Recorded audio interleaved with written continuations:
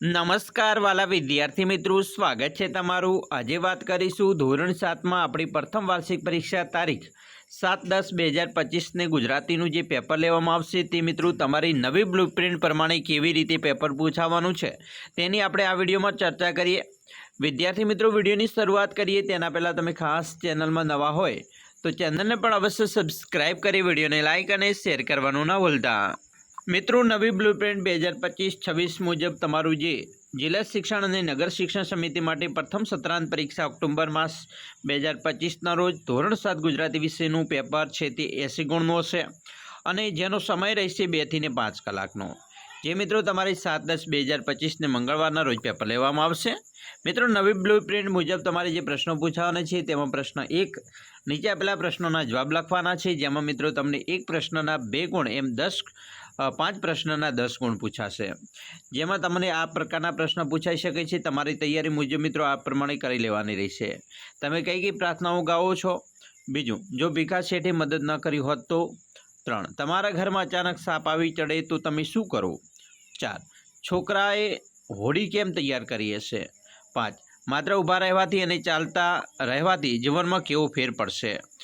એના પછી મિત્રો પ્રશ્ન 2ની વાત કરીશું। આપેલા કાવ્ય પંક્તિના વિચાર વિસ્તાર કરો। કોઈ પણ એક તમારે કરવાનો છે। અહીંયા 6 ગુણની અંદર તમને પૂછી શકે છે, જેમ કે શેરી વળાવી સજ કરું ઘરે આવો ને, આંગણીએ પથરાવું ફૂલ વાલમ ઘરે આવો ને।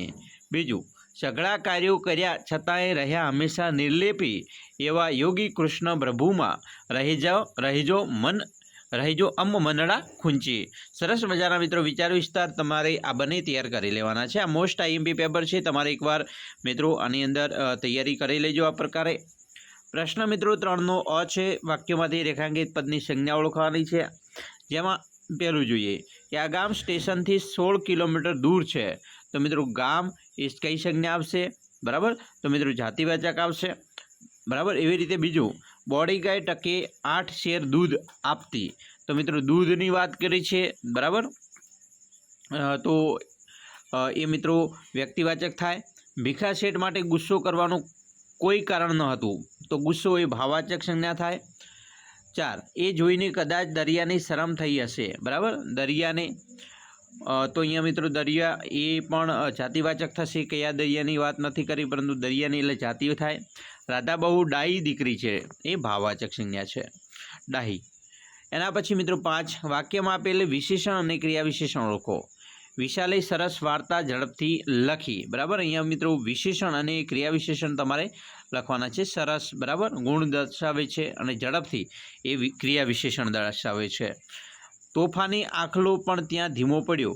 બરાબર, એ મિત્રો તોફાની આખલો ધીમો પડ્યો એ ક્રિયા વિશેષણ છે। બરાબર, અને તોફાની એ વિશેષણ છે। 3, સુંદર પક્ષી ઝાડ પર હળવેથી બેસ્યું, તો અહીંયા સુંદર એ મિત્રો વિશેષણ છે અને હળવેથી એ ક્રિયા વિશેષણ છે। 4, સોનેરી આકાશમાં તારલા ઝગમગ ઝબૂકે છે, તો સોનેરી મિત્રો એ વિશેષણ કહેવાય અને ઝગમગ ઝબૂકે તો એ મિત્રો ક્રિયા વિશેષણ છે। મોટો હાથી ધમધમ ચાલે છે, તો મોટો એ મિત્રો ક્રિયા વિશેષણ કહેવાય અને ધમધમ એ મિત્રો ક્રિયા વિશેષણ છે। એના પછી કૌંસમાં આપેલા શબ્દોનો યોગ્ય ઉપયોગ કરી ખળગ્યા પૂરો। જેમ કે બોડી ગાય ખળગ્યા જ અમારું કુટુંબ હતું, તો બોડી ગાય બરાબર સાથે જ અમારું કુટુંબ નભતું, મિત્રો અહીંયા ઉપર આવશે। બોડી ગાય ઉપર જ અમારું કુટુંબ નભતું, અહીંયા આવશે ઉપર। એવી રીતે બીજું, આપણે નાક ખળગ્યા શ્વાસ લઈએ છીએ। બરાબર, નાક વડે શ્વાસ લઈએ છીએ। 3, હું દીકરી ખળગ્યા ઘડિયાળ લાવીશ, હું દીકરી માટે ઘડિયાળ લાવીશ। 4, ઓરડા અંદર વિદ્યાર્થીઓ ભણે છે અને મેહુલ અને વિશાળ સાથે શાળાએ જતા, તો આવી રીતે આપણે મિત્રો ખળગ્યા પૂરી। પ્રશ્ન મિત્રો 4 છે, એનો છે રેખાંકિત શબ્દની જગ્યાએ કૌંસમાં શબ્દોનો ઉપયોગ કરી વાક્ય ફરીથી લખવાના છે। બરાબર, જેમ કે સાંજે આમંત્રિતોને આપવાની વેળા થઈ, અહીંયા મિત્રો તમારે વેળાની જગ્યાએ મિત્રો કોઈ પણ રેખાંકિત શબ્દ છે એમાંથી કૌંસમાં આપેલો શબ્દનો ઉપયોગ કરવાનો છે આમાંથી, અને તમે મિત્રો વાક્ય બનાવી શકો છો। આગળ જોઈએ, આજે ઘર ચોખ્ખું હતું। બરાબર, આજે ઘર સ્વચ્છ હતું એવી રીતે લખાય। 3, યવન સામંતને એના સાગરીતો બરાબર બની ઠનીને આવ્યા। બરાબર, બની ઠનીને આવ્યા સાથીદારો, અહીંયા તમે સાગરીતો એટલે સાથીદારો, બરાબર, એ લખી શકો છો. પછી ઠંડીના કારણે થરથર એટલે કે ધ્રુજતો કાપતો હતો, અહીંયા આવશે થરથરની જગ્યાએ ધ્રુજતો કાપતો. અને પાદત્રાણ આવાસે મૂકીને જ આવ્યો હતો, બરાબર, તો પાદત્રાણ એટલે કે જોડા આવાસે મૂકીને જ આવ્યો હતો. આ રીતે તમે લખી શકો છો. અને વેળા એટલે મિત્રો અહીંયા સમય બતાવી શકો છો. બ છે શબ્દ સમૂહ માટે એક શબ્દ, ઈચ્છા અનુસાર દૂધ આપનારી ગાય, કામધેનુ, ઘરમાં પાણીના વાસણ રાખવાની જગ્યા, પાણીયારું, કંકુ ચોખા, કુલેર વગેરે, બરાબર. પછી ફેણવાળા સાપ, બરાબર, તમે જે કહી શકો છો એ લખી શકો છો. પછી પશુઓના શરીર પર પસરાવવાના સાધન વડે તેની માલિશ કરવી, તો આ મિત્રો શબ્દ સમૂહ પણ તૈયાર કરી લેવાના છે. પ્રશ્ન મિત્રો 5 છે, એનો છે અહીંયા મિત્રો નીચેના વાક્યમાંથી ભાવાત્મક શબ્દ શોધી એના જેવું બીજું વાક્ય બનાવો. જેમ કે મિતિશ કલા ઉત્સવમાં પ્રથમ નંબર આવતા ઝૂમી ઉઠ્યો. બીજું, મિત્રના બીમારના સમાચાર સાંભળતા હરીશ રડી પડ્યો. સુનિલની વાત સાંભળતા જ મહેશ લાલ ચોળ થઈ ગયો. તો અહીંયા મિત્રો ભાવાત્મક શબ્દ તમારે શોધવાના છે અને બીજું વાક્ય લખવાનું છે, બરાબર. તો અહીંયા મિત્રો સરસ મજાનો તમે અહીંયા પ્રથમ નંબર લાવ્યો, બરાબર. ભાવાત્મકની વાત કરી છે, બરાબર, ઝૂમી ઉઠવું. પછી મિત્રો અહીંયા તમે અલગ અલગ પ્રકારના શબ્દો છે એ જોઈ શકો છો, બીમાર, બરાબર, પછી લાલચોળ, આ ભાવાત્મક શબ્દો કહેવાય. એની જગ્યાએ તમે બીજું વાક્ય બનાવી શકો છો. કૌંસમાં આપેલા શબ્દો દ્વારા સંવાદ રચવાનો છે તમારે. જેમ કે ગુસ્સો, દુઃખ, નિરાશા, દયા, ડર અને નવાઈ, આવા શબ્દો વડે સંવાદ રચીને લખવાનો રહેશે. પ્રશ્ન મિત્રો 6, આપેલા ફકરો વાંચી પ્રશ્નોના જવાબ લખવાના છે. મિત્રો સરસ મજાનો ફકરો છે, તમે લોકગીતો આપણા ગુજરાતની એક આગવી ઓળખ છે. તો આ જે ફકરો છે એને તમારે વાંચવાનો છે, સમજવાનો છે, અને પછી મિત્રો અહીંયા તમને જે પ્રશ્નો આપેલા છે એ તમારે ઉપરના ફકરામાંથી શોધીને લખવાના છે. જેમ કે પ્રશ્નો કેવા છે જોઈએ, કે આપણા ગુજરાતની આગવી ઓળખ કોણ છે, બરાબર. તો અહીંયા તમે જોઈ શકો છો કે ભાઈ લોકગીતો આપણા ગુજરાતની આગવી ઓળખ છે. આ રીતે તમારે શોધીને લખવાના છે. લોકગીત એટલે શું? તો મિત્રો લોકો વડે ગવાતું ગીતો હોય, બરાબર, તો એને લોકગીત કહેવાય, આપણે કહીએ. પછી 3, ગુજરાતી લોકગીતોના લતા મંગેશકર તરીકે કોણ સુપ્રસિદ્ધ છે?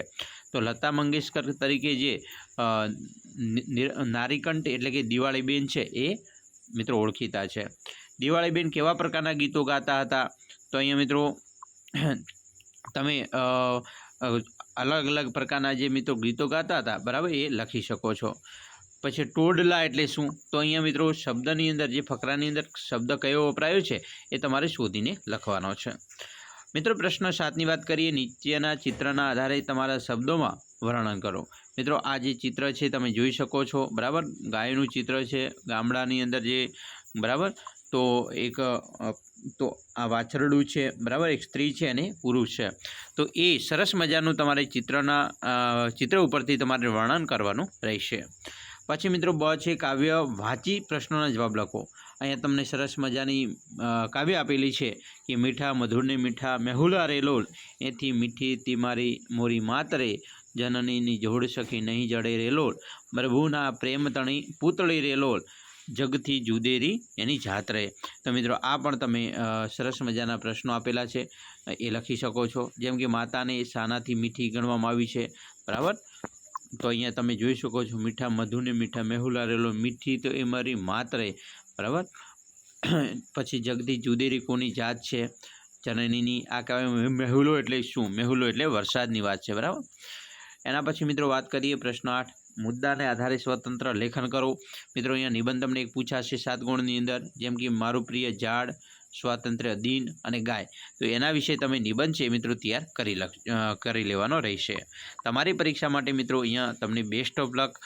મિત્રો ખાસ કરીને નિબંધની વાત કરીએ તો અહીંયા જેમ કે મારું પ્રિય ઝાડ, તો અહીંયા તમને મુદ્દા આપેલા છે.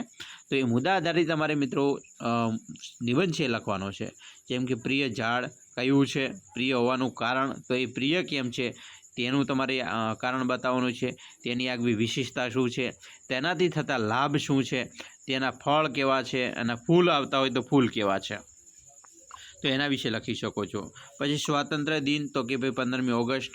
સ્વાતંત્ર્ય દિન તરીકે ઓળખાય છે. આપણે સફાઈ કરીએ છીએ, પ્રભાત ફેરી કાઢીએ છીએ, શાળામાં સૂત્રોચ્ચાર કરીએ છીએ, શાળામાં કઈ કઈ પ્રવૃત્તિઓ થાય છે, તિરંગો ફરકાવીએ છીએ, સાંસ્કૃતિક કાર્યક્રમો થતા હશે, તો એ સ્વાતંત્ર્ય દિન તરીકે મિત્રો આપણે લખીશું. અને ગાય, તો ગાયનો રંગ કેવો છે, એનો દેખાવ, સ્વભાવ, ઘાસચારો, કુટુંબ સાથે લગાવ, તેનાથી થતા લાભ, આ તમામ મુદ્દા મિત્રો સાથે તમે નિબંધ લખી શકો છો.